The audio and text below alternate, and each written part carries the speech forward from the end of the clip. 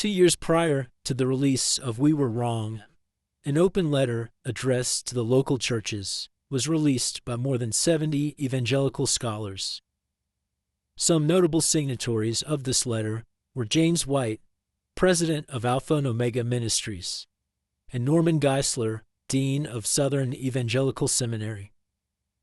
There were many other notable scholars, heads of seminaries, and pastors who had also signed on to this letter.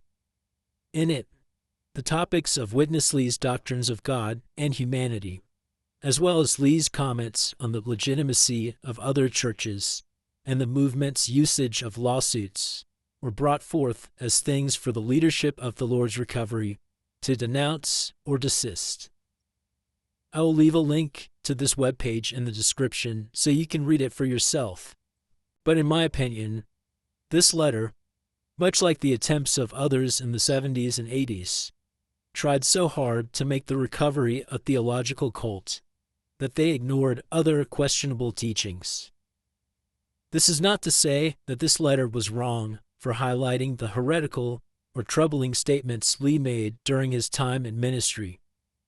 From my experience reading and listening to his messages, Lee has no problem dancing up to and over the heresy line when it comes to the Trinity, and no problem delegitimizing any church whose name doesn't start with the church in and doesn't fall under the purview of Living Stream Ministry. I mentioned in the first video that We Were Wrong described Witness Lee's teachings as having a penchant for making controversial statements without immediately offering qualifications. CRI uses this as a reason as to why the quotes used in the open letter, while not out of context, could be described by the Recovery, or in this case CRI, as being incomplete. Under that assumption, if CRI's We Were Wrong and the response letter by the local churches, link also in the description, were taken at face value, it is possible to come to a not guilty charge on the count of heresy. Even this doesn't get Lee off the hook, however, as he has plenty of concerning teachings that do not fall neatly into the heretical cult category, but rather as additions or significant warpings of the traditional Christian faith. Rather than resulting in assurance of pardon from the Lord and a joy in the hope of the age to come, Lee's teachings cause the believer to meet fellow believers with suspicion and a sense of superiority, while simultaneously being consistently introspective, seeking perfection to the point of anxiety, and stricken with a fear of the Lord's coming, and that they might be deemed unworthy and have to pass through the tribulation and/or 1,000 years of weeping and gnashing of teeth in the millennium. Now, I will briefly mention CRI's shortcomings in accepting a watered-down version of Witness Lee's ecclesiology, or doctrine of the church, in the next part of this series. But as a means of bypassing all the potential landmines associated with a layman trying to more adequately challenge Witness Lee's Trinitarian Theology and Anthropology than was done by the previously mentioned scholars, I will accept CRI's understanding in these areas at face value. This is because, as was mentioned earlier, there are a number of dangerous doctrines and reinforced behaviors in the Lord's Recovery that CRI did not address. While I am willing to give CRI the benefit of the doubt that their main concern was clearing the local churches of the heresy label, as was outlined in the open letter, I know from personal experience that Hank Hanegraaff attended a significant number of meetings and conferences during his investigation into the Recovery. I even remember seeing him at a conference sometime after the journal was released, and almost being starstruck that he would attend our conference. The COO and executive vice president of CRI, Paul Young, even became a member of the Recovery, either during research or after the journal came out. With all of these touch points, I would have expected more than the short addendum that barely addressed the concerning doctrines and practices in the Lord's recovery, although these friendly connections may be part of the reason why.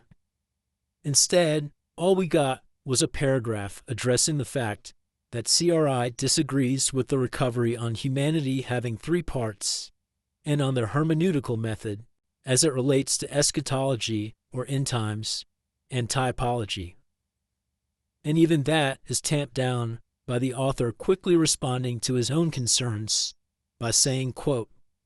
"The pattern we have seen in this article of critics not probing far enough into local church literature to discern the balancing aspects of their teachings applies to many of these other doctrines as well." Basically, saying that his own reservations on these teachings may be unfounded because CRI may have been wrong in the other areas. Having spent decades under the teachings of the Lord's recovery, I believe I have at least some ability to address these concerns in a more robust manner than was done here. I agree with CRI that the aspects of local church theology addressed and we were wrong do comprise the most egregious charges of heretical or cultic teachings, but they are by no means comprehensive.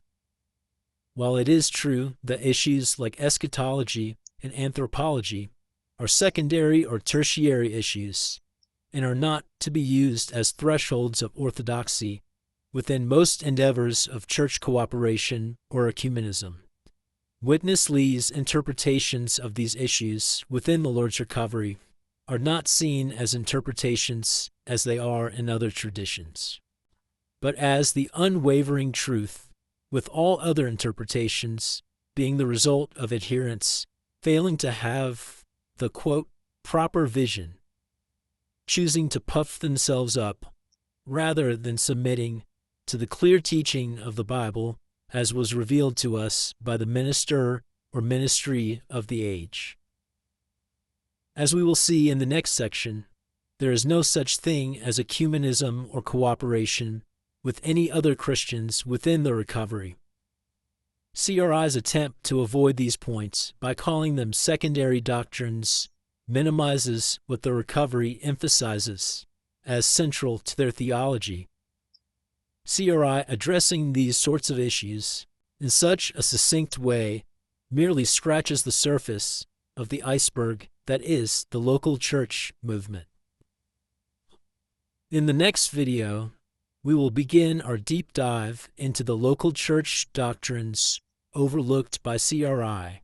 by looking into the group's namesake, that being their doctrine of the local ground of the church. We will also see a standard for ecumenism applied to the writers of the open letter, but not applied to the Lord's recovery. CRI taking a local church leader at his word when he gaslights them by saying the recovery doesn't proclaim the denominations are Babylon,